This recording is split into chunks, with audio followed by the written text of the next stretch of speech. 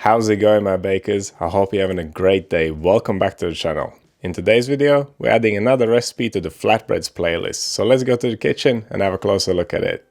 I love a good flatbread, and the Greek Pita is definitely one of them. It is easy to make, it's tasty, and it's nice and soft. The difference between Greek Pita and other ones is that it doesn't have a pocket inside. So instead of putting the fillings inside the bread, you just wrap the bread around the fillings. And the Greeks definitely know how to make a good wrap. Roasted meat, potatoes, fresh veggies, and tzatziki. And of course I will talk you through the fillings here as well. So after watching this, you will be able to make delicious wraps like this one too.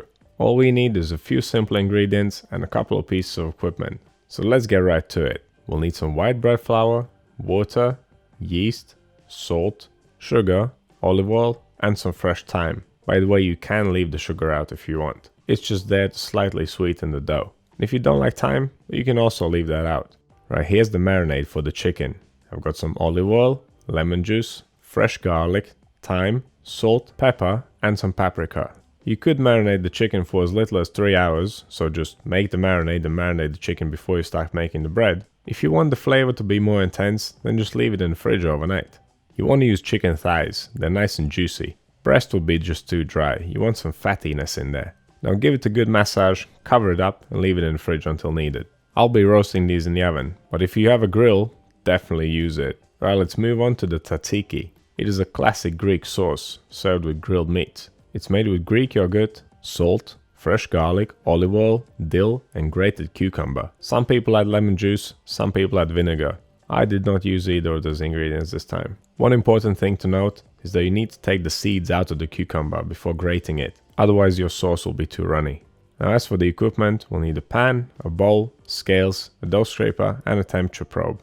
Now there are hand stretch versions, but this dough is just easier to roll out with a rolling pin. I wanted to make it basic and easy to handle. Okay, so with all that out of the way, we can start making our dough. Grab a large bowl, add the water, the yeast, the salt, sugar, olive oil, and thyme. Then grab a spatula or a whisk and mix. You want to dissolve the salt and sugar and hydrate the yeast. Once you don't feel the salt and sugar scraping against the bottom of the bowl, it's done. Now you can add the flour, grab your scraper, mix it to a dough. Mix it in the bowl until there's no more dry flour left, and then tip it out on the table where you can start kneading. This dough will take no more than 5 minutes of kneading, and it's not sticky at all, it's very easy to handle. So I'll be using the regular kneading method here. What I like to do is press down and forwards with the heel of my right hand, and use the fingers of my left hand to fold the piece of dough under the heel of my right hand. Then turn it and repeat. You can of course use your mixer too if you have one. Mix it on first speed for 2.5 minutes and then mix it on second speed for another 2.5 minutes. But regardless of which method you use, 5 minutes later the dough should be nice and smooth and nice and cohesive. When you pull it, it should resist. Now we can pop it in a bowl and take its temperature. Around 25 degrees Celsius is just about right for this. If your dough is warmer, it will ferment more rapidly. If it's cooler, it will take longer. Adjust your fermentation times accordingly. I will cover this up and leave it for 2 hours. It's worth noting that my kitchen is also around 25 degrees Celsius, which is about 77 degrees Fahrenheit. And look at that, the dough is puffed up beautifully. It has definitely doubled in volume. Okay, now we can divide it. We're making 4 pitas, so we divide it into 4 equal pieces. You should always weigh your dough before dividing it. Don't follow the grams in the recipe, because as you mix and handle the dough, you always lose a little bit. Now if you have watched my channel for a while, you would know that I always like to add a fold halfway to bulk fermentation, and obviously this time I didn't. The main reason why I didn't do it is just to keep the recipe as simple as it can be. Also I wanted this dough to be nice and loose, and folding builds tension. Okay, after dividing, we need to shape these into balls. Flatten the dough out, fold the edge over the middle, going around in a circle until you reach point where you started. Then flip the dough ball smooth side up again, tighten it against the table, and finally pick it up and pinch the seam together at the bottom. And now repeat with the rest. After shaping, we can move on to the final proof. If you want, you can leave the dough balls on the table. I like to place them on a tray or on a plate. This allows me to move them around. It also allows you to place them in the fridge. If you're not ready to bake yet, you can put them in there to slow down fermentation. Or come cooking time, if you're working with one dough ball, you can leave the other ones in the fridge so they don't overproof. And of course doing it this way is a little bit less messy too. Dust the plate with flour so the dough balls don't stick to it, and also dust the dough balls before covering them. I'll clean down real quick, now we can do the final proof. It will take around an hour to an hour and a half. depending on the temperature of your kitchen. And you want them to double in volume again. If yours are taking longer, leave them for longer. If they are fermenting rapidly, cook them sooner. Now at this point, I'm going to pop my chicken in the oven.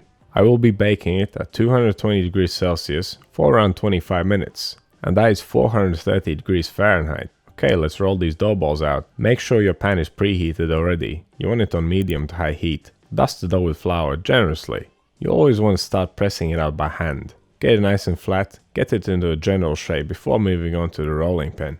When you roll it, you always want to turn it, so go back and forth with the rolling pin and turn the dough every time. This will make it open up gradually and evenly. Because this is a fermented flatbread, it does resist a little bit, but don't force it. If it doesn't want to open, let it sit on the table for a minute and then continue.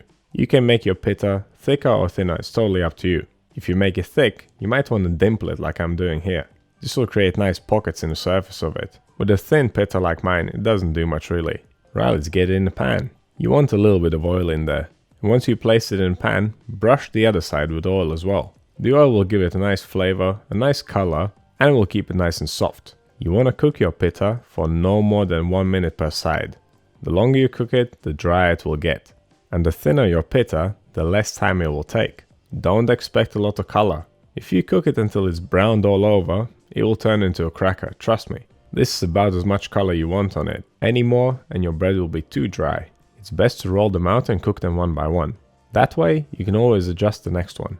As soon as they come out of the pan, stack them up on top of each other and cover them so they don't dry out. They will stay fresh and pliable for a few hours, but as with all flatbreads, they're best fresh from the pan. Okay, my chicken's ready. I've got some roasted potatoes. Normally they use fries, but I had these new potatoes and they work pretty well. When I make these wraps, I like to keep the bubbly side on the outside. It just looks better that way. Don't be shy with the tzatziki. This stuff is amazing. Just slap it on there. It will not be too much. If you love dill, then this is definitely the sauce for you. I grew up in Latvia and dill is the main herb that we use for everything. If I could eat only one herb for the rest of my life, it would be dill. As you can see, there's no half measures here. Got a few spoons of tzatziki, a whole chicken thigh, good amount of potatoes. The veggies are there for freshness. They contrast the fattiness of the yogurt and the chicken. It all works so well together. And that's just how it is. The simplest things are always the best. If you like flatbreads, you should definitely check out the flatbreads and crackers playlist on my channel. There are quite a few nice recipes there. And they're all simple to make. So what do you think of this recipe? Have you ever tried it before? And what's your favorite flatbread? Let me know down in the comments. If you want to see more videos like this one, click over here. Subscribe to the channel, click right here. That's all I have for you today. Thank you so much for watching, and I'll see you in the next one.